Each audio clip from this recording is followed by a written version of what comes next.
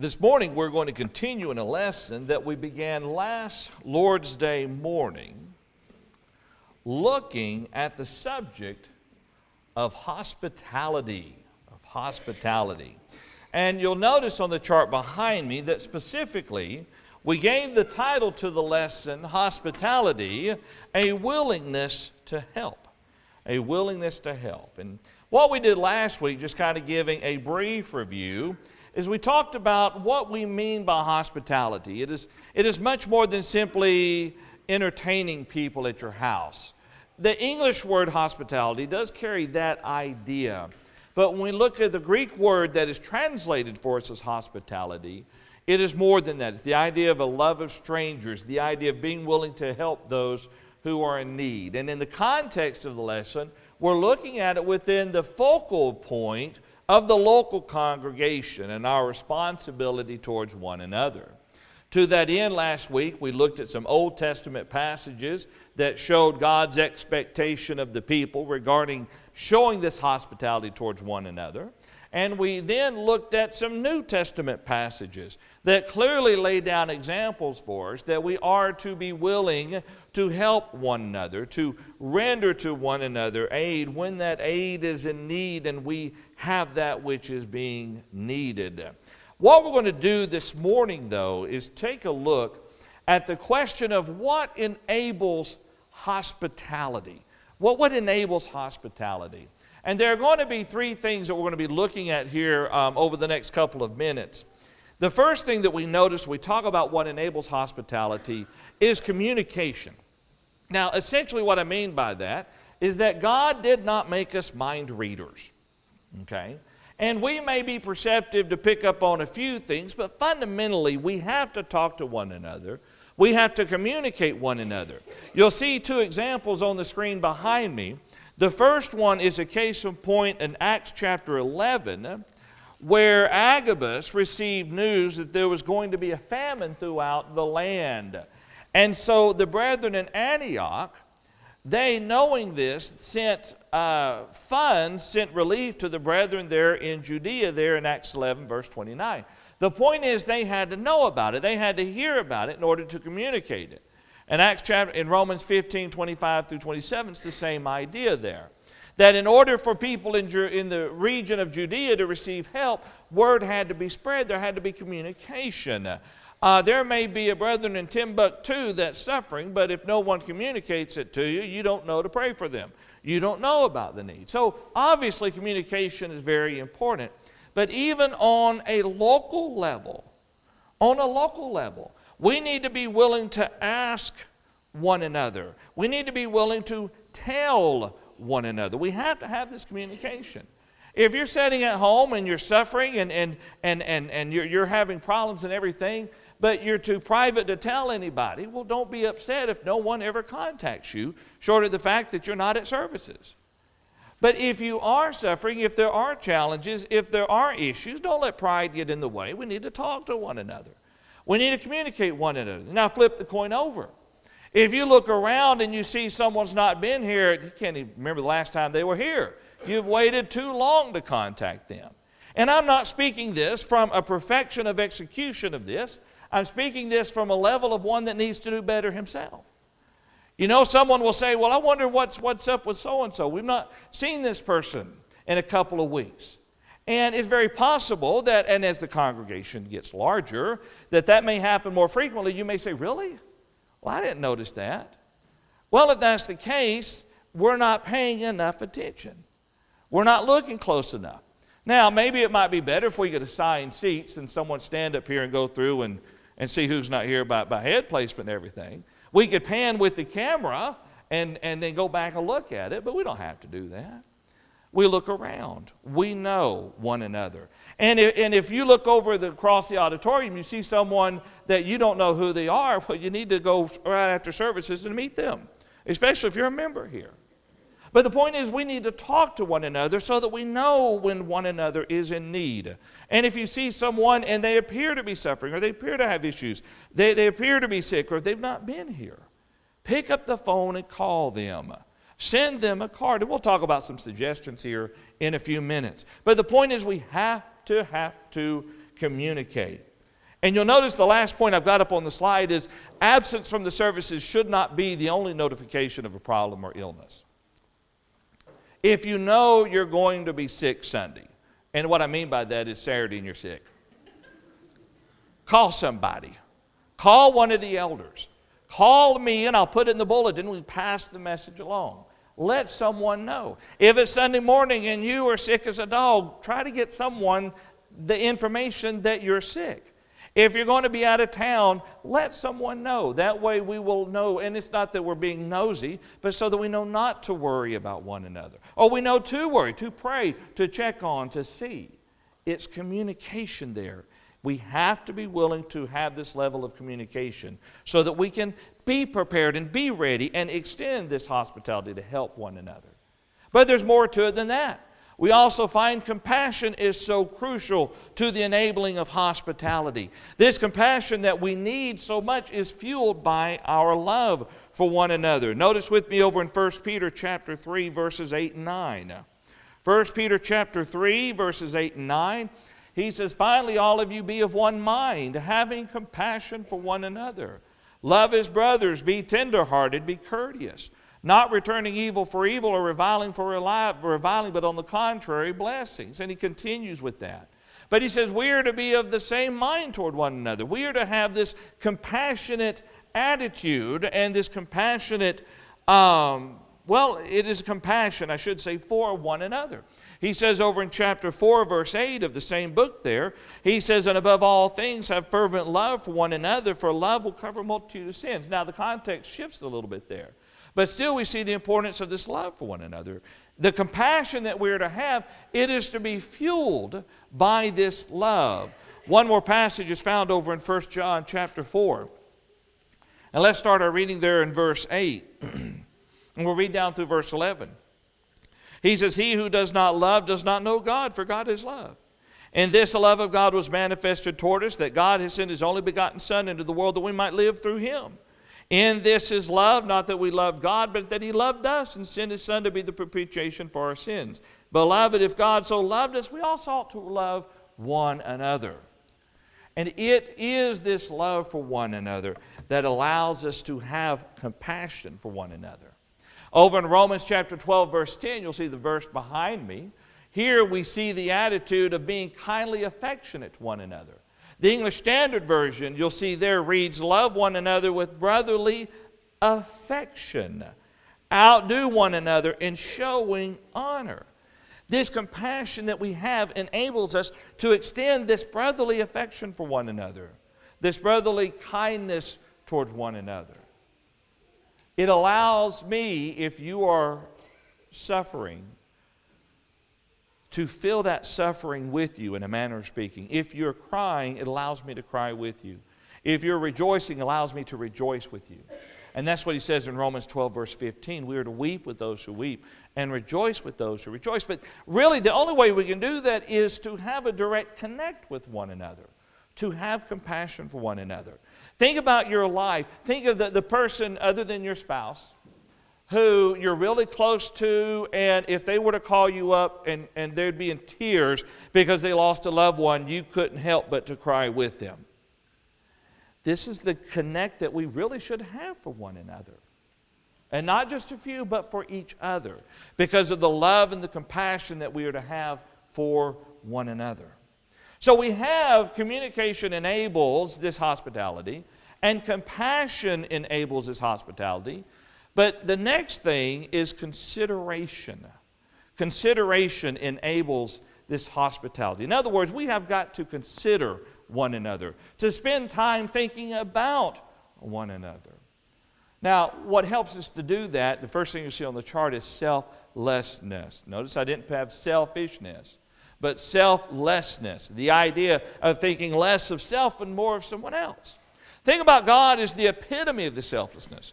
John 3:16, "For God so loved the world that He gave His only begotten Son, that whoever believes in Him should not perish but have everlasting life." He set the standard of thinking about others, thinking about us. And so this is the mindset that we as Christians ought to have for one another. Notice with me over in Philippians chapter 2, verses 3 and 4. The Apostle Paul, in writing to the church there in Philippi, he says in verse 3 of Philippians 2, "Let nothing be done through selfish ambition or conceit, but in lowliness of mind let each esteem others better than himself. Let each of you look out not only for his own interest, but also for the interest of others." There we see selflessness. Yes, we have our own interests that we have to tend to. But there are also the interests of one another that we need to have the compassion, the consideration to give thought to give contemplation to, just as Jesus did for us. Notice beginning there in verse 5, he says, "Let this mind be in you which was also in Christ Jesus, who, being in the form of God, did not consider it robbery to be equal with God, but made himself of no reputation, taking the form of a bondservant, and coming in the likeness of men." And he continues in the text here talking about what Jesus has done for us. And he's saying this is the example that we are to follow, where we give thought to one another's interests, needs, even the physical needs. Think about this for a moment. Let's look at two different areas of the needs here as we talk about this consideration. John says in 1 John chapter 3 that if one has this brother's needs and does not give them, notice what he says about this in 1 John 3 verse 16. But let's start at verse 17. "But whoever has this world's goods and sees his brother in need," there you go, "and shuts up his heart with him, how does the love of God abide in him?" So in other words, you have a brother in Christ who is suffering. And maybe it's food that they need. Maybe it's clothing that they need. Maybe it's transportation that they need. Something physical there, and you have it, and you close your heart up to them. Well, the love of God does not dwell within you. Well, with this act of hospitality, there's got to be this consideration where you're weighing things, and you say, you know what? They need this, and I got it. I've got plenty of it, or maybe I have a few of it, but nevertheless, I have what they need, and I am going to be willing to share. In Hebrews chapter 13, verse 16, he says, "Do not neglect to do good and to share what you have." Looking there at the English Standard Version. He says, "Do not neglect to do good and to share what you have, for such sacrifices are pleasing unto God." Now, it seems like a simple concept, but I have known some very selfish Christians in my lifetime. You know, they've got 12 apples and you need 2 of them. So, no, I might need those apples at some point. Well, I need 2 apples. You can't have them. I may need all these apples. Now, it's a silly illustration, but sometimes that's the way people think. Oh, I'd love to help you, but I don't want to because I don't want to give up what I have. It's that idea of being unwilling to help. But we're talking about a willingness to share what you have. Paul, even in his instructions to those who are rich, note with me over there in 1 Timothy chapter 6, and let's start there in verse 17 for just a moment. In 1 Timothy chapter 6, let's start reading in verse 17. And notice the Apostle Paul, in his instructions to them, he says there, "Command those who are rich in this present age not to be haughty, nor to trust in uncertain riches, but in the living God, who gives us richly all things to enjoy. Let them do good, that they may be rich in good things, ready to give, willing to share." The concept here is not a general distribution of the money to whoever wants to come take it, but to those who are in need. He says in verse 19, "Storing up for themselves a good foundation for the time to come, that they may lay hold on eternal life." Helping others who are in need isn't all it takes to get to heaven, but it is an integral part of one's life as a Christian. Being willing to say, you know what, I have what you need, I'm going to help you. Now, someone says, but I don't have what they need, I'm not able to help them. Well, can you give of your time to that individual? Sometimes it's just our time that we need to give. Maybe we don't have the physical thing. Maybe it is an illness that we can do nothing about but to encourage them, but to pray for them. And I recognize that we're all busy. Some people say they're busier than everybody else. Some people say I've got more time on my hands than I know what to do with. But we need to stop and consider, and when a brother or sister is in need, and again, this is not the perfection teaching everybody. This is the imperfection saying we all need to work together and need to do better in this, including myself. We need to give the time to one another, the time of consideration, the time of willingness to help. If someone is in need of something, you at least can call them up and talk with them about it and spend time making these plans. What can I do to help my brother or sister? Now again, it all comes back to communication, though. We need to be willing to talk to one another, communicate with one another. I need to be willing to tell you if I'm in need, and I need to be willing to ask you if you're in need. And you need to be willing to come to me and tell me. So those are three things. You got the consideration, the compassion, and the other thing. Sometimes I wake up in the morning and my brain continues to sleep on me there. Yeah, this one's for the books. Communication. Imagine that. Okay, so, sorry. All right, moving on. Next question, though, is what hinders? What hinders hospitality? We talk about things that enables it. And these are genuine things that have to exist within us that we must be willing to do. But what hinders the hospitality? Well, I would suggest the first thing that hinders hospitality is selfishness. Selfishness. And someone says, what do you mean selfishness hinders hospitality? Well, you see on the chart behind me, the first point we have is that selfishness keeps a person occupied with his own wants and desires. That's it. I mean, and I realize that we all have our own interests that we have to tend to, but selfishness says, I have no time to think about you. I have no time to consider what you are having problems with. I am too busy to think about that. You know, it's sometimes when you think about looking at things, and somebody will say, well, did you see such and such take place? I said, no, I didn't see it. Why not? Because I was looking there. But it was just right over here, but you were focused on a certain point. Well, when we are focused on our own selves and our own desires and our own needs and our own lives with such the fine macro focus there on it, we miss everything else. And so even if we were to find out that someone has some sort of need, we'll say, we're too busy. I don't have the time to do anything about that. The second thing that we find that will hinder this hospitality, a little bit different than selfishness, and that is apathy or indifference. Someone comes up, hey, did you hear about so-and-so? They're in need of this or they're in need of that. And you say, I don't care. It's not a matter of not having time. It's not a matter of being selfish. It's a matter of saying, I just don't care. Apathy is one word. Indifference is another word. Where one becomes so indifferent to the problems of other people. They don't care about it. This hinders hospitality. And the third thing that hinders hospitality is this. And you probably saw this one coming. Lacking love. Now, with lacking love, it is a bit deceptive. Because it's possible to help somebody and you could care less about them. But because it's expected of you, you do it. Okay? And that's bad.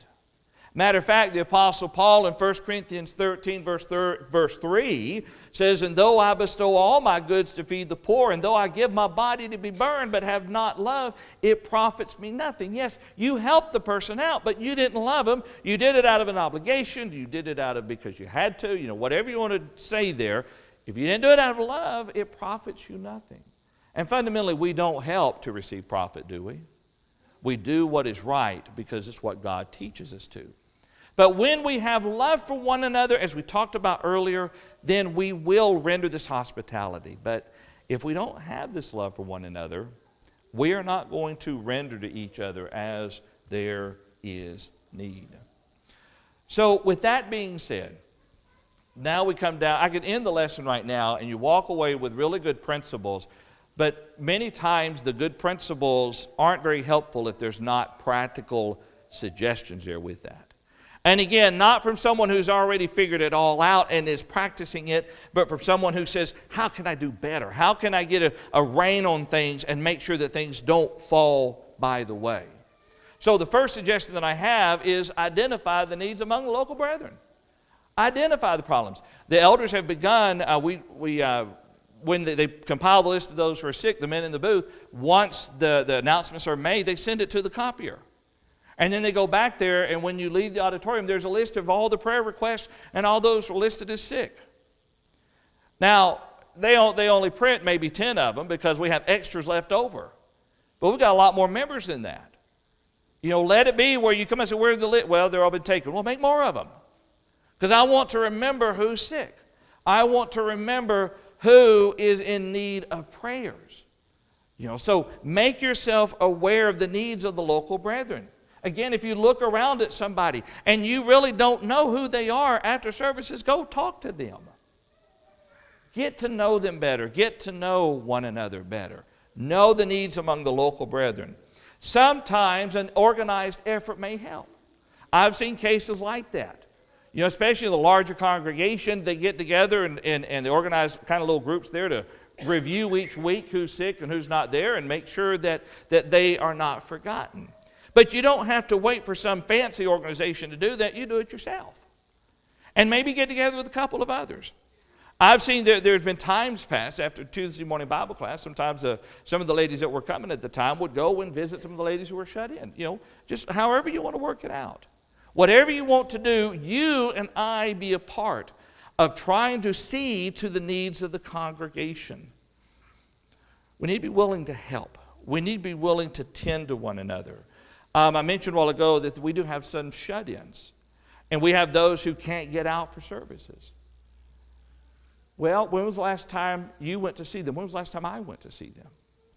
We can do this individually. We can do this in groups. The point is it needs to be done. Imagine how you would feel if you have to sit at home and you couldn't get out and you couldn't go to services and none of the brethren in 2 months have contacted you.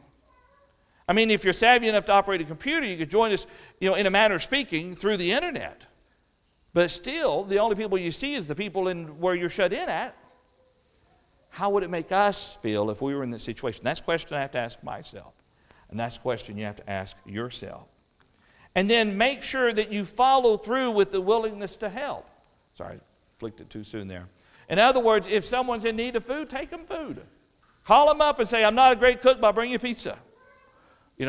Offer to do something for them. I have heard of cases where people will say, listen, I know that you've been ill. I know you've been in the hospital. Can I come clean your house for you? Can I come mow the yard for you? Can I come do these things that you're not able to do for yourself at this time? Do you need a ride to the doctor? I can take you. Do you need a ride to services? I can come get you. We need to be willing to offer these things and follow through with them. Sometimes it's easy to say, well, if you need anything, let me know. How do you react when you get that phone call? I need you. If we're going to say, let me know if you need anything, we need to be willing to do it. And then take it upon ourselves. If you know there's a need, go ahead and follow through with it. But it's not always physical needs. Sometimes there are emotional needs as well. Mentioned a while ago, how would you feel if you had been at home for the last 2 months, not being able to get out, can't go to the store, all you can do is best go to the doctor, can't go to services, and finally you're able to get out and go to services? Oh, it's good to see you again. Where you been? How would that make you feel?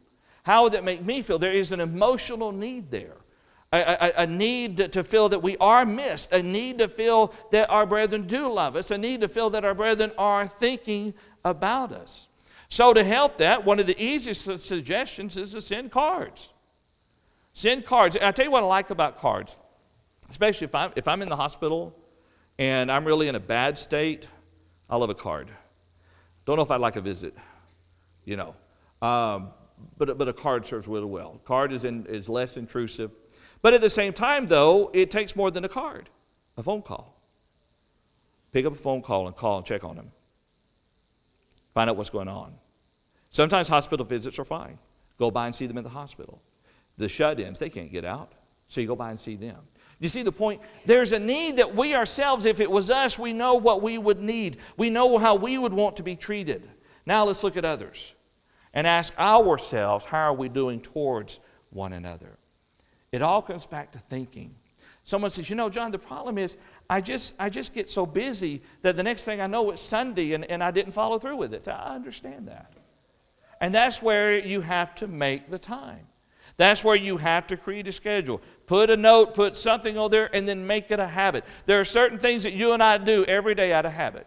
Think about your morning routine. You get up in the morning and you go to bed at night. What do you do throughout that? And you'll probably find that the majority of the time when you're at home, it's probably the same thing every day unless you've got it scheduled out. Well, let's slide this into there and make the time.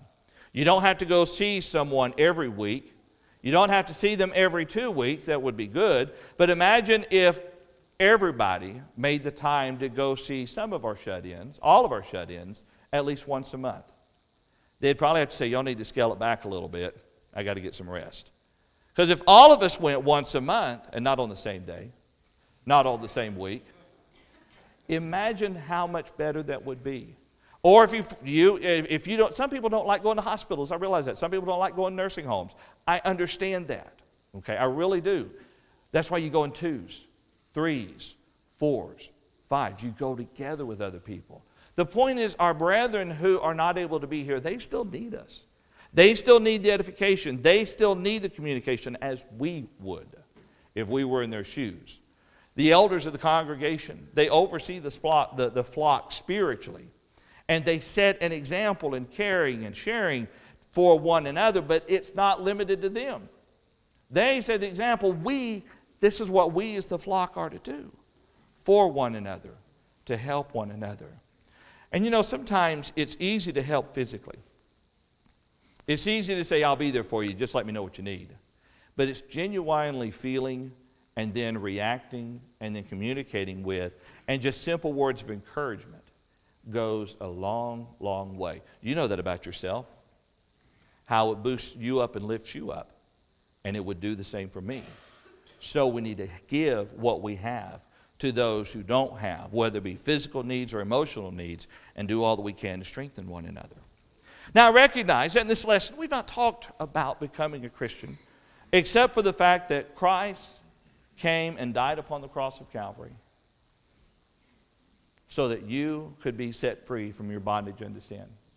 Will you do that this morning?